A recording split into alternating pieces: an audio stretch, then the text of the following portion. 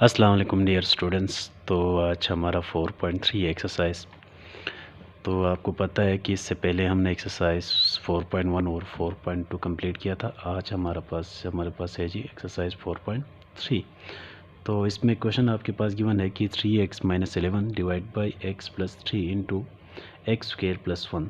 अगर आप गौर से देखें तो यहाँ पर x की पावर क्या है जी, 1 है। यहाँ पर क्या है, 1 है। तो ये आपके पास क्या है जी, लीनियर। और यहाँ पर x की पावर क्या है, 2 है। तो ये आपके पास क्या होंगे जी, क्वाड्रेटिक होंगे। यहाँ पर लीनियर भी है और क्या है, क्वाड्रेटिक है। इसको जब आप लिखेंगे तो इसका सॉल्यूशन कुछ यूँ लिखेंगे, सॉल्यूशन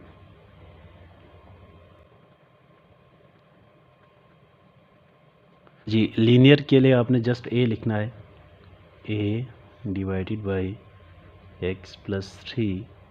और यहाँ पर जो क्वाड्रेटिक है, क्वाड्रेटिक के लिए आपने bx + c लिखना है। ठीक है, bx + c। तो ये आपके पास x² प्लस, तो आपने जो ना पूरे स्टेटमेंट को मल्टीप्लाई करना है इसी नंबर के साथ। तो आप यहाँ पर लिखेंगे कि मल्टीप्लाइंग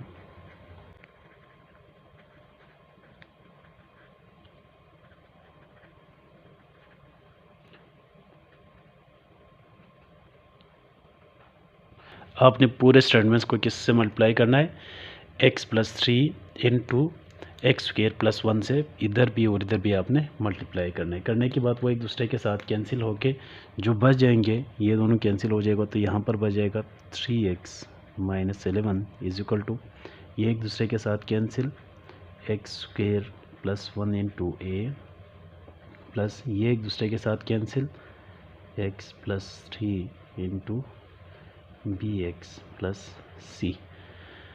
अच्छा जी, अब हमने ये चेक करना था कि या a 0 हो जाए और या b आपके पास 0 हो जाए, वो आपने एक ऑप्शन को देखना है। तो अगर मैं यहाँ पर लिख लूँगी पुटिंग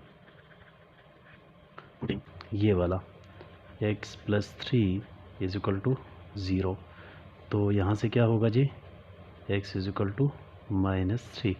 जहाँ पर bx है वहाँ पर मैं क्या पुट कर लूँगा, -3 पुट कर लूँगा। ठीक है, जहाँ पर bx है वहाँ पर मैं -3 पुट कर लूँगा। तो ये मेरे पास हो जाएगा जी 3 इंटू -3 - 11, ये आपके पास -3 की पावर स्क्वायर +1 इंटू a और प्लस -3 + 3 इंटू bx + c।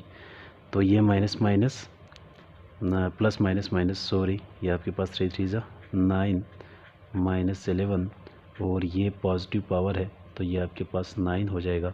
यहाँ पर 1 है और ये है जी a, ये माइनस ये प्लस, ये आपस में कैंसिल, तो ये ज़ीरो हो गया। तो ये पूरा आपके पास क्या हो जाएंगे, ज़ीरो। वो लिखने की ज़रूरत नहीं है।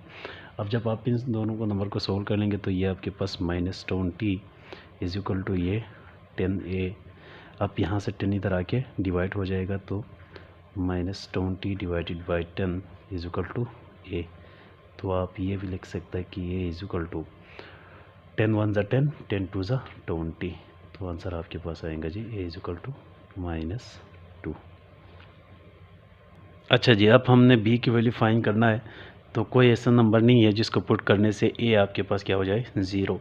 तो मैं इस इक्वेशंस को क्या कर लूँगा जी, मल्टीप्लाई कर लूँगा। ठीक है, इस इक्वेशंस को मैं लिखूँगा तो यहाँ पर है जी, इधर से मैं लिखूँगा कि 3x - 11 इज इक्वल टू, ये इसके साथ मल्टीप्लाई होके ax² प्लस ये एक दूसरे के साथ मल्टीप्लाई होके a प्लस मैं इसको लिखूँगा bx को मैं मल्टीप्लाई कर लूँगा किसके साथ, x + 3 के साथ, और मैं c को भी मल्टीप्लाई कर लूँगा x + 3 के साथ।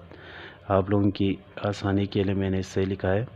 तो ये आपके पास ax² प्लस a प्लस ये क्या होगा जी, bx² प्लस ये क्या होगा 3bx plus cx plus 3 of c। ठीक है, फिर आप क्या करते थे जी, कोफिशिएंट को कंपेयर करते थे। ठीक है, आप यहाँ पर लिखेंगे कि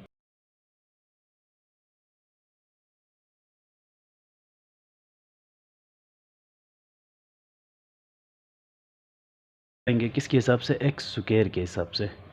किसके हिसाब से, एक स्क्वायर के हिसाब से। तो स्क्वायर वाला कोई टर्म है यहाँ पे नहीं है ना, तो इस साइड पे 0, यहाँ पर क्या है जी a प्लस यहाँ पर क्या है b।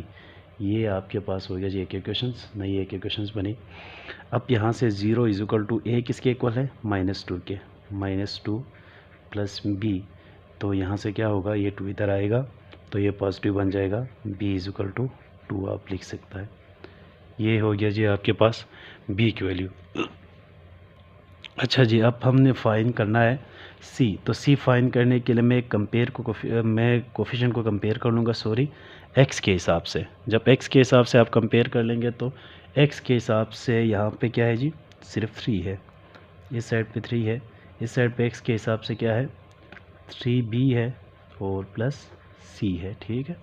यहाँ से 3 इज इक्वल 3 इंटू बी की जगह पे 2 लिखेंगे प्लस c, तो ये आपके पास 6 प्लस c, ये साइड पे आके माइनस हो जाएगा तो c इज इक्वल टू -3। ये आपके पास a b c की वैल्यू हमने फाइंड कर लिया। करने के बाद लास्ट पे आप क्या करते थे जी, आंसर लिखते थे।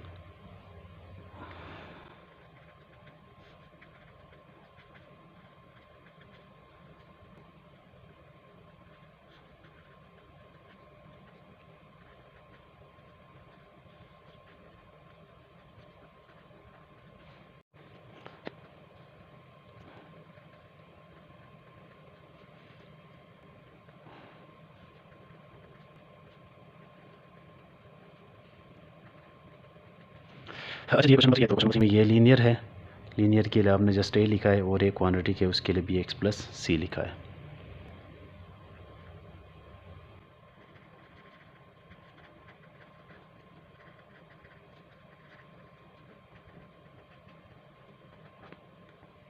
अच्छा जी, जब आप मल्टीप्लाई कर लेंगे दोनों साइड पे x plus 1 x square plus 1 से, तो ये आपस में कैंसिल, तो क्या बचेंगे, इस साइड पे 1 बच जाएंगे, इज इक्वल टू यहाँ पर a वाले प्लस 1 है वो एक दूसरे के साथ कैंसिल, तो x square plus 1 into a plus ये b वाले कैंसिल, तो क्या बचेंगे x plus 1 into b x plus सी।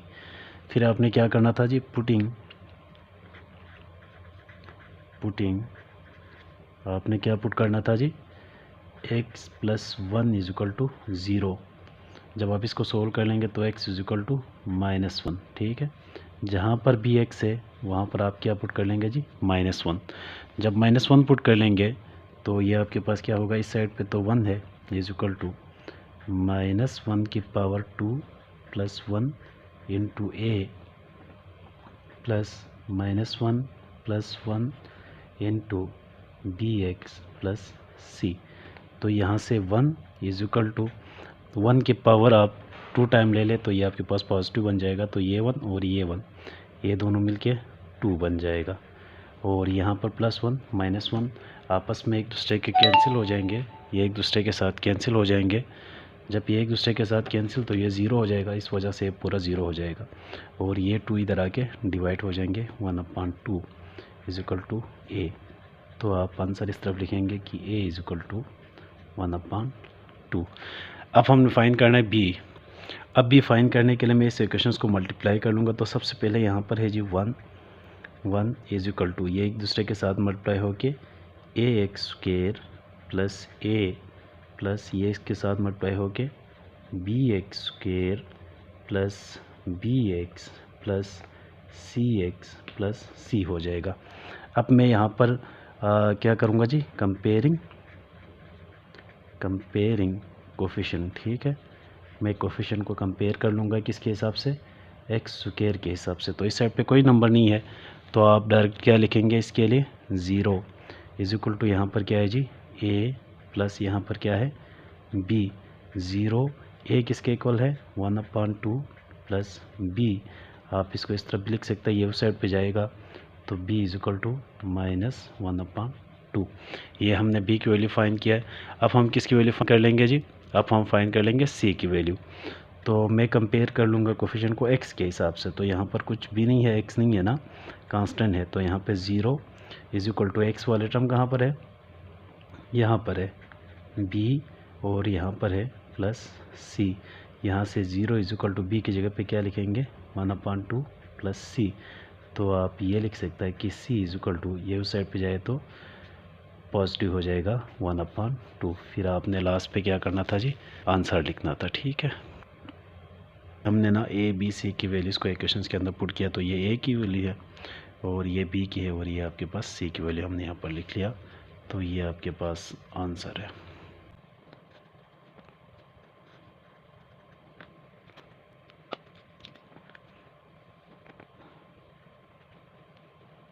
जी, ये आपके पास 1/x की पावर क्यूब है प्लस 1 है। अगर आप इस 1 के ऊपर भी क्यूब ले लें तो कोई नहीं मसला ना। तो ये आपके पास a cube plus b cube होगा, उसका फार्मूला होगा कि a plus B into A square minus A B plus B square है।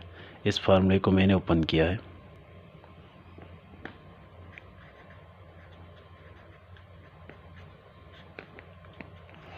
अच्छा जी, तो अब देखो ये आपके पास लीनियर है, लीनियर के लिए आप क्या लिखते थे, a divided by x plus 1, और यहाँ पर स्क्वायर है तो ये क्या है जी, क्वांटिटी है। क्वांटिटी के लिए आप क्या लिखते थे, B x plus C divided by X square minus X plus 1। अब आपने पूरे स्टेटमेंट्स को मल्टीप्लाई करना था इस नंबर के साथ जो डिनोमिनेटर में थे। ठीक है, आप यहाँ पर लिखते थे कि मल्टीप्लाई,